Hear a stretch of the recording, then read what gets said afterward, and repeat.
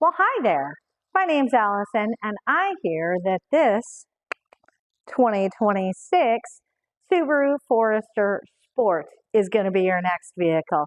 This is amazing news. Who doesn't love a sport? Well, I'm going to take the next little bit and I'm going to go over the outside, the inside, all the bells and whistles, and see how we can get you feeling fully comfortable with your new Forester. Let's start from the outside. As with all of our SUVs, the 8.7 inches of ground clearance and the full-time all-wheel drive is what makes a Subaru a Subaru. But the Forester, we've got our block heater out front. You do have your LED fog lights as well as your LED steering responsive headlights for those twisty, turny roads. Those are standard. Check these bad boys out. That makes an impression, doesn't it? This is a 19-inch alloy with the bronze color. Also, all throughout the Sport, you're going to have bronze accent and trim pieces, which is one of their easy ways to recognize the Sport in the redesign since 2025. Down in the rockers as well, there is that bronze accent trim, and you do have your integrated turn signals in a gloss black mirror cap. And then you've got your blind spot detection. That'll be an orange light right on the inside of your side mirrors. Great for high contrast, so it's easy for you to see out this side of your eye while you're thinking about changing lanes, and the ability to get your eyes back on the road more quickly, whether you're making a lane change or just appreciating your Subaru for giving you the heads up when it isn't safe to do so. The fuel door for the Forester in all packages is the push pop. So when your doors are unlocked, you can just pop the fuel door and go ahead and fill up. Has amazing fuel economy, but at some point you will have to put in gas. When your doors are locked, though, this fuel door is also locked and picking up your new car. Of course, you're going to be starting off with a full tank of gas because we certainly don't want to be putting money into the car so soon after picking up, of course. You might be able to tell that this vehicle that I'm using has just arrived as it's got tags and stickers still on the windows, but this is going to be cleaned up and going home with a new customer tomorrow. So one of the other features for your Forester is the hands-free trunk opening. So when you have the proximity key with you and the feature is enabled inside the car, you can just do a kick opening. So if you keep yourself central, it's just a kick up towards the underside of the car, and that will get the trunk to open. You, of course, do have the button on the key fob, the button inside the cabin, and a physical button on the trunk that you can access to be able to open your trunk. The physical button is right here, just to the right of the logo. It's a long rubbery button, and that means that you can open, stop, and close the trunk as needed.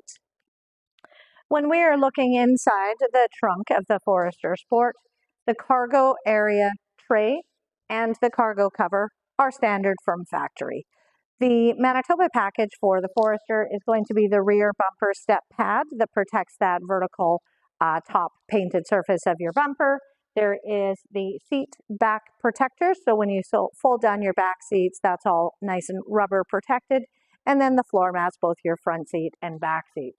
You also do have a couple of little hooks on the side here that can be used for shopping bags. There is some D-rings for tie downs. And you have also, of course, underneath the floor deck, you do have a storage for your cargo area cover. And underneath that, you do have your spare tire and your jack stand. You also, on the driver's side, there is a power point. So that means you've got a 12 volt, so you can be plugging in if you're planning on going camping and you're going to be needing to, I don't know, inflate the floaties for while you're at the lake. Maybe that's a thing, right? One of the other ways to be able to tell what a Sport is in the Forester lineup, past the bronze wheels, is the low-profile roof rail. The larger wheels and low-profile roof rails are only offered in the Sport, and the Premier package, the bronze, is only offered in the Sport. So don't be afraid. Even though it's a little bit more of an urban aesthetic, you could still do all the same crossbar, rooftop carrier, all of those configurations that you've been doing on any Forester. It is just a little bit of a different fitment, but no problem. But Allison, what's different with the 2026 Forester from the 2025 Forester Sport? I know, this is a big question. It was just the redesign in 2025, so is there any changes? Is it exactly the same? There's a couple little things, and I'm going to show you those next. Of course, with all of our vehicles that have the proximity key, when you have the key with you, you're going to walk up and be able to grab the door handle. Two beeps will be unlocking. And when you finish with your car, these are the two touch points. So when you close the door, you can swipe your finger over there and you can lock the whole car. This is also a sticker that will be gone. But when we look at the inside, let's talk about these beautiful door sill protectors that are now standard for the Sport and Higher. So that is in fact a change from 2025. If we look at the interior fit and finish, you have this brown fabric, nice soft touch features. In your door, you've got your side mirror adjustment, so turn the dial to whichever side you want, adjust up and down, lock and unlock. You've got auto front windows. This is your back windows and your child window lock. Now I will give you that little trigger warning because it is spooky season, so as we go through the infotainment, you are going to be seeing spooky nails. If that's going to be scary for you, go back to the 25 Forester Sport because that wasn't done during spooky season. All right, if we look at the interior, don't mind my tripod. All right, but this is your soft touch polyurethane seating, water resistant, cleans with a damp cloth, cup holders, wireless charger, big screen, textured right above the glove box with that bronze accenting. And we'll go through all of these features. Looking to the back door, of course, the doors open nice and wide, and I had locked it. Of course, safety first. I actually had done the whole video and realized that I had turned my microphone off. So we are on round 2. Woohoo! You've got the all-weather mats are already into the back seat. You do have the rear seat back protector, so that'll be part of the Manitoba package. And we've got the USB-A and USB-C charging ports in the back, as well as the venting for the heating and cooling. If we start from the left side of your wheel, this is going to be all your stereo controls and hands-free. So your volume up and down, or up and down, I guess would be more accurate. This would be voice controls, hanging up a phone call, muting the radio, answering a phone call. This is going to move the menu that is above the digital speedometer. Skipping forward tracks, and source is FM, AM, Sirius XM. There is a couple of buttons in your kind of knee well area. This would be to turning on or turn off the functionality of the hands-free tailgate. This is the brightness for your gauges, and this is your trunk opening. If we look right where your door opens, you can see your hood release, and it's just tucked back a little farther than you might expect, so a little bit of a reach, but that is your hood release. For your fuel door, there is no release inside the car anymore. As I mentioned, it's just the push-pop release. On the right side of the wheel, this is all your adaptive cruise control, so enables your cruise. You toggle down to set or up to resume. And this is going to be able to increase or decrease what you want as a safe following distance. So when you go into your cruise, you're going to see a graphic of a car with some lines in front of it. I'm going to pop that up right here. Each of those lines I like to think of as roughly equivalent to a car length. So you can increase, you can go up to 4, and you can decrease, you can go down to 1. Lane centering is another safety feature you can choose to turn on. So that's when you're using your cruise and you're on a road that it has lane markings it can read, you can turn on lane centering. That's more actively going to make steering adjustments so you don't drift either side out of the lane. Your drive modes are here. So that's your intelligent mode, which is your eco mode. You can, of course, go into sport sharp mode. That's going to take you through your gears in a little more peppy fashion, a little more spirited drive. And of course, your fuel efficiency is going to suffer. When you turn the car off, it will default back into intelligent mode upon startup. Below that, you've got here your heated steering wheel. So you pull it towards you, you'll get a little orange light right there. Heats up in less than a minute. And then keep in mind, this very top bar won't be heating up because we don't want you to drive with your hand like this. It's a solid reason, isn't it? If we are to look behind the wheels, then on the left here, this is all your headlights. So set on auto, so that'll be daytime running lights, automatically turns on your headlights, automatically powers down. Here is for your fog lights. You can turn this dial up if you want your fog lights to turn on when your headlights are on. Also keep in mind in your auto setting, you can go into high beam assist. You see this little green A, that means high beam assist. So that will be, you'll have your high beams and it'll dim them down when someone is coming towards you and then resets them back up bright when that car passes.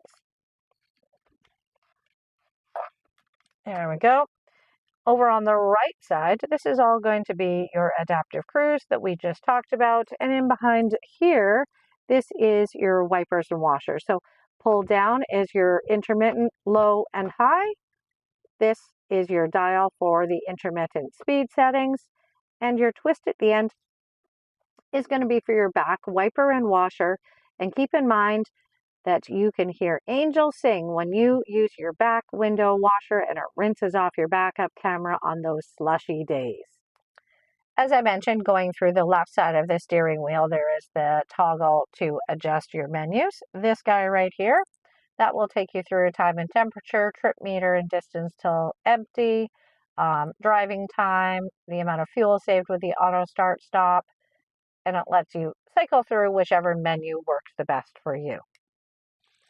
Now, if we move over into the big screen, I'm going to try and do this as streamlined as possible. If we start from the top left, this is your four-way flashers. These are your hazard lights. The menu bar along the top, this is a quick shortcut for X mode.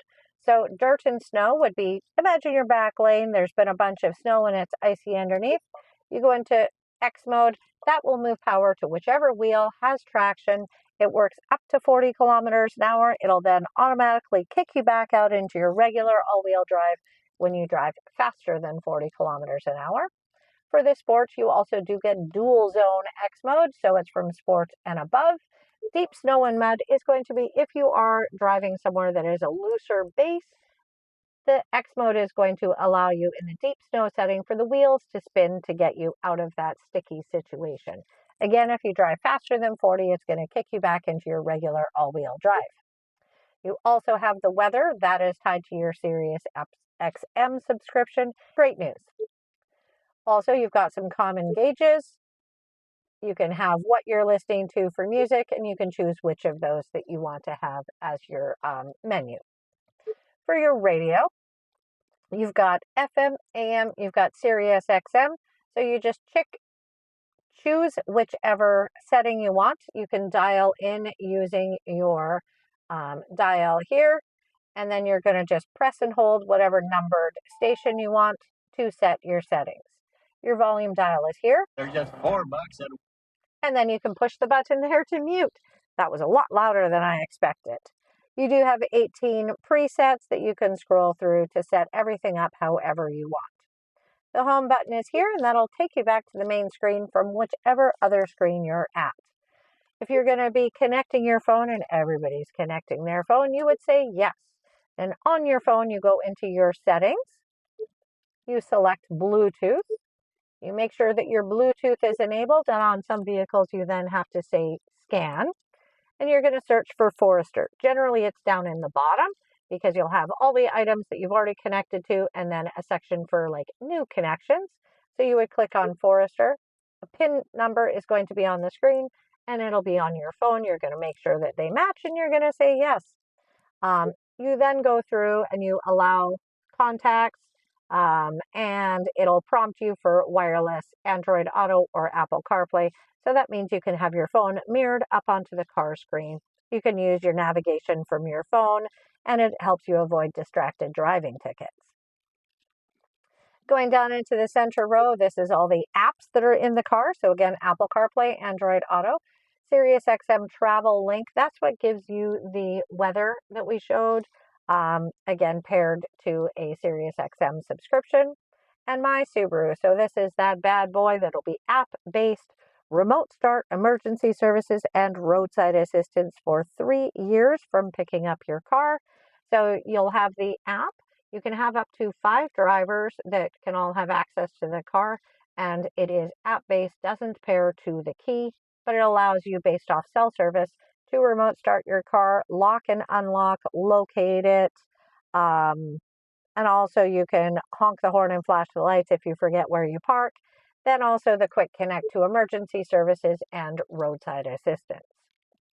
Car info is going to show you if you're on an incline and decline, and you can get your maintenance reminders there.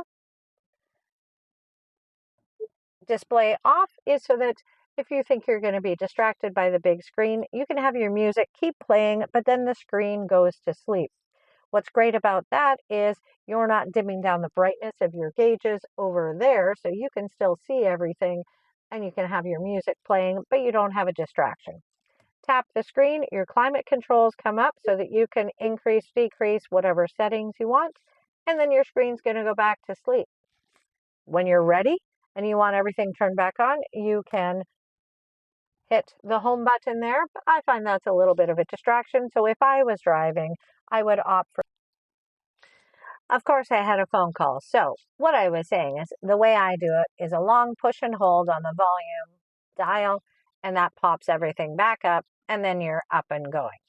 If we go back down here, this is your home button. To the left, that's your auto start stop feature. So when the car is running, this is going to be a button with a green light.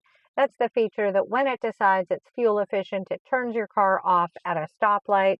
When you lift your foot from the brake, it re-engages the engine and you're off and driving. It is a quick override if you want to. That's for the length of the drive. It, again, will default back to being enabled when you turn the car on. The auto vehicle hold is like a hill brake. So the idea is if you were to stop on a hill, take your foot from the brake to the gas, your car could roll backwards. This, when you turn it on, means that when you get to a stop, it holds it in place until you put your foot on the accelerator to release it and get you back driving.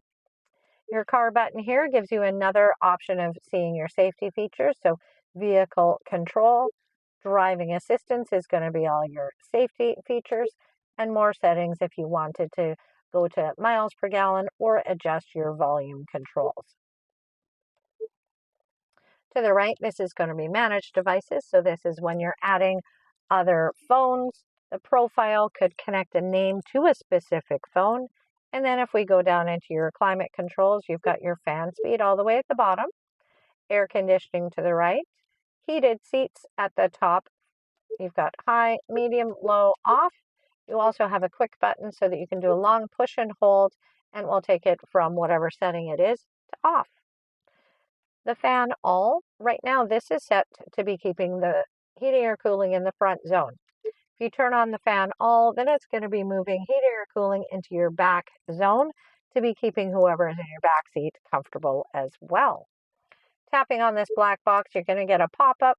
That'll mean that you can use these sliders to adjust the temperature. You can sync your climate controls, and also you're going to be choosing where your air is blowing. What's great about this is you get in, you do what you need to do, you ignore that screen. You're going to see it's going to minimize itself when you don't touch it for 10 seconds. So again, something that you don't need to go in, tinker with it, and hit the X to get out of it. On the outsides of the screens, there are some hard buttons. So here, these are still covered by plastic, but you can do temperature up and down for the driver or passenger. And then you've got your front defrost here. This is your back defrost and your heated mirrors. If we look below the screen, you've got your auxiliary plug, your USB-C and your USB-A. Also right here, let me make it so you can actually see that. You've got your wireless charging mat. What's great about this is it does also have power on and off. So if you're wanting to just use it for a storage cubby, then I would definitely suggest you turn the power off for that. If we look down a little bit farther down, then we've got your gear shift here. We've got your electronic parking brake here, cup holders 1 and 2, and you've got a 12-volt lighter adapter so that you can always plug in the only thing I think of is an inflator when you're going camping. You also have the big storage cubby right here. If we look to going above the screen, we've got your HomeLink mirror here, so digital compass, auto dimming, and you have 3 points here that you can pair garage door openers to. We go above more. This is your sunroof controls, and this is your SOS. So with your My Subaru, this is your quick connect to emergency services. The concierge could be if you're driving somewhere you're unfamiliar with and you want directions to a gas station. And then you've also got a sunglass storage spot here. I need to make the most of some footage when my microphone was out, so we're going to go over about the eyesight cameras. Looking up in the windshield, you'll see there is a camera on either side of your rear view mirror. That is your forward-facing pre-collision braking and adaptive cruise control mirrors. There also is another mono camera that is the central one that is a little bit lower. That's going to be assisting with the high beam assist. So when we talked inside about being able to have your headlights on bright, high beam assist will automatically dim them down when a car comes and put them back up when the car passes. So this is your pre-collision braking, your adaptive cruise control, your lane departure warning, and your lane centering.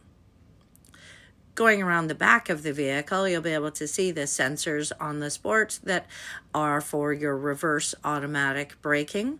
Your vehicle also has the rear cross traffic alert. The two things that are different: reverse automatic braking is for backing up towards an immobile object, and then the rear cross traffic is if you're backing out of a parking spot and something is moving laterally that you might need to be avoiding and maybe you can't see.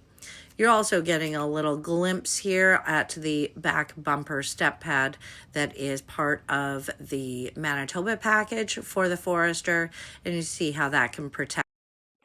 Well, I want to say that I think we have got through the features and controls for the new 2026 Forester Sport. Are you so excited? If you're picking up your new vehicle, I hope you are. Maybe you're using this video to help the decision-making process so you can see all the features in the interior and look between the different trim packages. Great idea. Strongly suggest it. Or maybe you've already taken home your new Forester and you're using this as a little reference for after the fact so that you can get to know your vehicle better. Whichever your reasoning, I'm here for it. My phone number is right here if you do happen to have any questions, or maybe you're wanting to come in and drive your own Forester Sport and fall in love with the new model year. Again, my name is Allison. I work here at Jim Pattison Subaru South in Winnipeg, Manitoba. This is our service drive-through for the day, but I do look forward to being your go-to Subaru gal for all things in Canada. And I want to take the opportunity to say, welcome to the family.